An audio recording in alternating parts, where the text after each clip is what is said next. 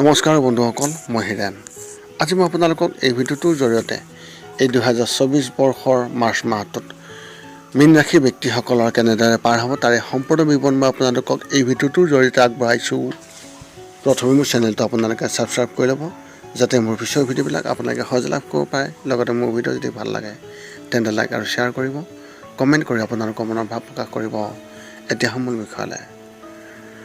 মীন ৰাশি ব্যক্তিসকলৰ এই মাৰ্চ মাহটোত এওঁলোকৰ পাৰিবাৰিক জীৱনৰ ক্ষেত্ৰত এনেধৰণৰ। আপোনাৰ পৰিয়ালটোত এটা অনুষ্ঠান থাকিব আৰু আপুনি ইয়াত এক গুৰুত্বপূৰ্ণ ভূমিকা পালন কৰিব পাৰে। সন্মান বৃদ্ধি হ'ব আৰু সকলোৱে আপোনাৰ ওচৰত প্ৰশংসা কৰিব। আগন্তুক দিনত আপুনি আপোনাৰ পৰিচিত কাৰোবাৰ পৰা সুখৰ বাৰ্তা পাব পাৰে, যি আপোনাৰ ঘৰখনক এক উৎসৱৰ পৰিৱেশৰ সৃষ্টি কৰিব। যদি কোনো ডাঙৰ ভায়েক বা ভগ্নী আছে, তেন্তে আপুনি তেওঁলোকৰ পৰা অলপ আচৰিত হ'ব পাৰে। চুবুৰীয়াৰ মানুহৰ সৈতে এক ইতিবাচক কথোপকথন হ'ব আৰু তেওঁলোকেও কোৱা কিবা এটাই আপোনাক সুখী কৰিব। আপুনি ঘৰৰ কিছু কামৰ বাবে ওলাই যাবলগীয়া হ'ব পাৰে। আপোনাৰ দেউতাকৰ স্বাস্থ্যৰ প্ৰতি বিশেষ মনোযোগ দিয়াটো অত্যন্ত প্ৰয়োজন হ'ব। ব্যৱসায় আৰু চাকৰিৰ ক্ষেত্ৰত এনেধৰণৰ। বিত্তীয় বিষয়ত সংযমৰ সৈতে কাম কৰাৰ প্ৰয়োজন আছে, অন্যথা শত্ৰুসকলে আপোনাক ক্ষতি কৰিবলৈ চেষ্টা কৰিব।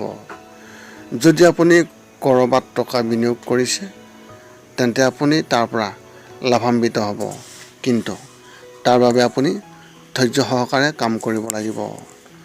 ব্যৱসায়ীসকলৰ ৰণনীতিৰ সৈতে কৰাৰ সমস্যা বিশেষ হ'ব পাৰে আৰু প্ৰতিদ্বন্দ্বীসকলৰ ওপৰত বিশেষ প্ৰত্যাহ্বানৰ সন্মুখীন হ'ব পাৰে।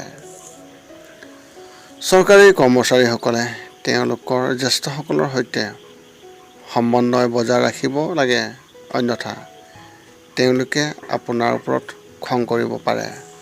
মুখ্যতঃ মাহৰ চতুৰ্থ সপ্তাহত তেওঁলোকৰ সৈতে জড়িত হোৱা পৰিহাৰ কৰিব লাগিব। ব্যক্তিগত খণ্ডত কাম কৰা ব্যক্তিসকলে তেওঁলোকৰ কামৰ বোজা অধিক হ'ব, কিন্তু আপুনি সময়ৰ আগতে সেই সকলোবোৰৰ সৈতে মোকাবিলা কৰিব, যাৰ বাবে সকলোৱে আপোনাৰ কামত প্ৰশংসা কৰিব। শিক্ষা আৰু ক্ৰীড়াৰ ক্ষেত্ৰত এনেধৰণৰ। যদি আপুনি বৰ্তমান দ্বাদশ পৰীক্ষা দি আছে আৰু এখন মহাবিদ্যালয়ত নামভৰ্তি কৰাৰ প্ৰস্তুতি চলাই আছে, তেনেহ'লে এই মাহত কাৰোবাৰ নিৰ্দেশনা অতি উপযোগী হ'ব। আপোনাক তেওঁলোকেও সহায় কৰিব।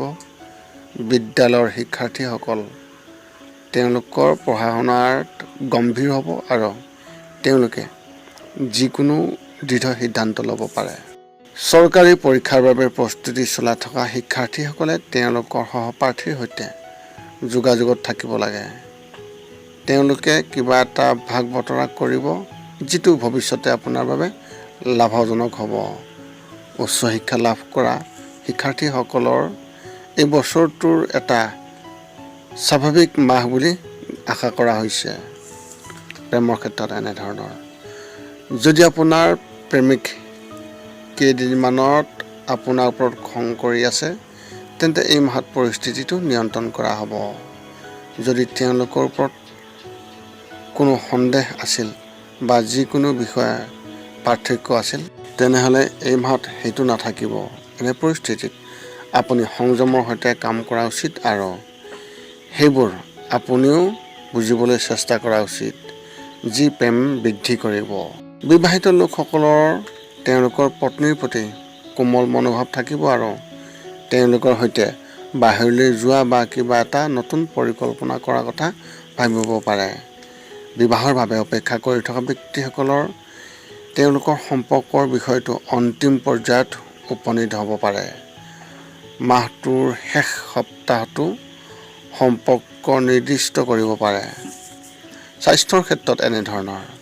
যদি আপুনি ক্ৰীড়াত আছে বা চৰকাৰী পৰীক্ষাৰ বাবে শাৰীৰিক প্ৰস্তুতি চলাই আছে, তেন্তে এই মাহত নিজৰ অধিক যত্ন ল'ব, কিয়নো দুৰ্ঘটনা ঘটিব পাৰে। এই দুৰ্ঘটনাটোৱে দীৰ্ঘম্যাদী সময়ৰ বাবে বহু সমস্যাৰ সৃষ্টি কৰিব। গতিকে আগতীয়াকৈ সতৰ্ক হ'ব আৰু বেয়া পৰিণাম থকা কোনো কাম নকৰিব। আনৰ বাবে এই মাহত কোনো শাৰীৰিক সমস্যা নহ'ব। অৱশ্যে মাহটোৰ মাজভাগত মূৰৰ বিষৰ বা অস্থিৰতাৰ সমস্যা হ'ব পাৰে। ইয়াৰ বাবে যদি আপুনি ৰাতিপুৱা যোগ বা প্ৰণায়াম কৰাৰ অভ্যাস কৰে তেন্তে সকলো ঠিক হৈ যাব। ছুগাৰৰ অৰ্থাৎ ডায়েবেটিছ ৰোগীসকলে সময়ে সময়ে তেওঁলোকৰ পৰীক্ষা কৰা উচিত। আপোনাৰ এই মাহত শুভ সংখ্যা হিচাপে 4 আৰু শুভ ৰং হিচাপে আপুনি এই মাহত আকাশী ৰং ব্যৱহাৰ কৰিব পাৰে। পুনৰ লগ পাম অন্য এটা ভিডিঅ'ত। আজিলৈ ধন্যবাদ।